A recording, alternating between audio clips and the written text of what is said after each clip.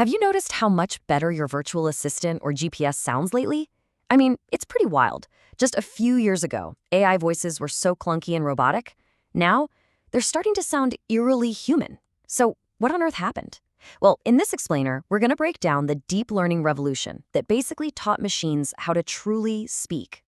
It all really starts with a question you've probably screamed at your phone a dozen times. Why did those old systems sound so unnatural?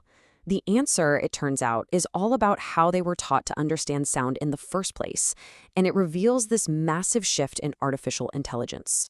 So for decades, we used what are called traditional models. You can think of these as super strict rule followers. Engineers had to sit there and manually define every single feature of speech, things like pitch and tone. The problem was the system totally struggled with anything it wasn't explicitly taught, like sarcasm or background noise or different accents.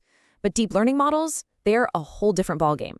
They don't follow a strict rulebook. They figure out the rules all by themselves just by listening to tons and tons of raw data. And that gives them this incredible flexibility to understand the huge, messy variety in how we all talk. And this new approach is a complete revolution. Instead of telling a machine exactly what a vowel sounds like, we just give it thousands of examples and let it figure out the patterns on its own. It's a fundamental shift from engineering to learning. But you might be wondering, how can a machine learn from sound? The secret is this brilliant little tool called a spectrogram.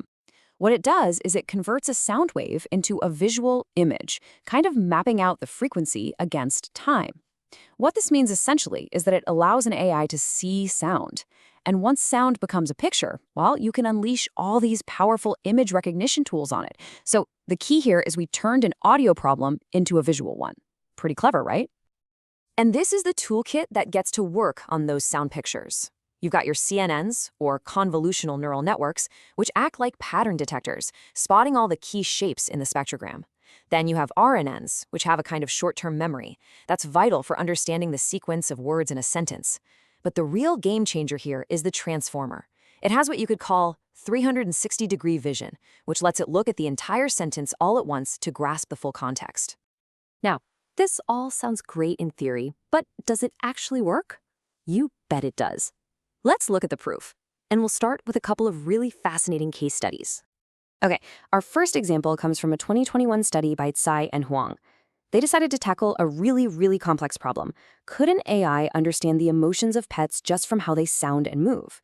This is just a perfect test because, animal vocalizations are incredibly varied and definitely not standard. And this is where the power of deep learning just shines. The researchers didn't just use sound. No, they fed the AI multiple streams of data, what we call modalities. So it was looking at spectrograms of the animal's barks and meows, but it was also analyzing images of their body posture and their facial cues. It was seeing, listening, and learning, all at the same time.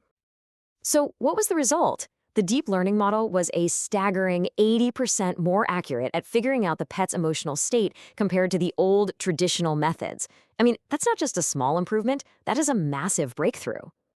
Okay, so we can understand a cat, but can it actually sound like a human? Our second case study, this one from a 2025 paper by Bachu Lal, focused on exactly that, text-to-speech.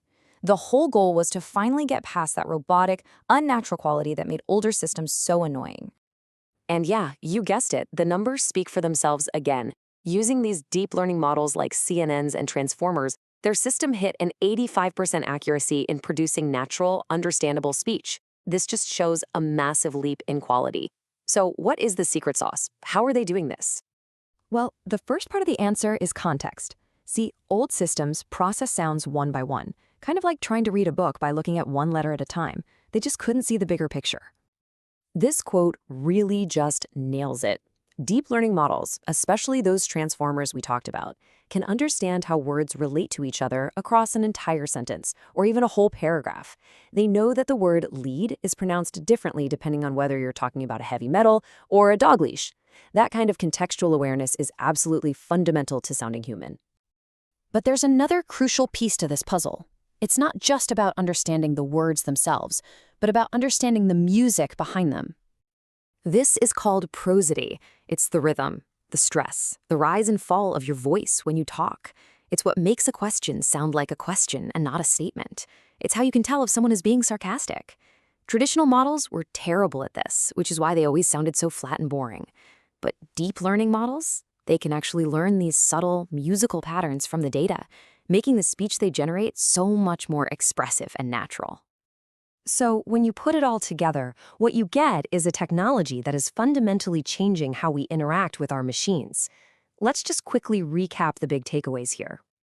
So, what does this all mean? Well, we've moved from these rigid, rule-based systems to flexible learning machines.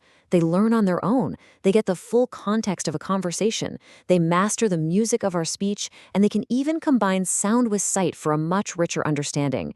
This is why our machines are finally learning to speak our language. And this brings us to a final, really important thought. The technology we've been talking about isn't just about getting clearer GPS directions. It's about creating machines that can understand nuance, emotion, and intent. So I'll just leave you with this question to chew on. As AI gets better and better at understanding not just what we say, but how we feel when we say it, how is that going to change our relationship with technology itself?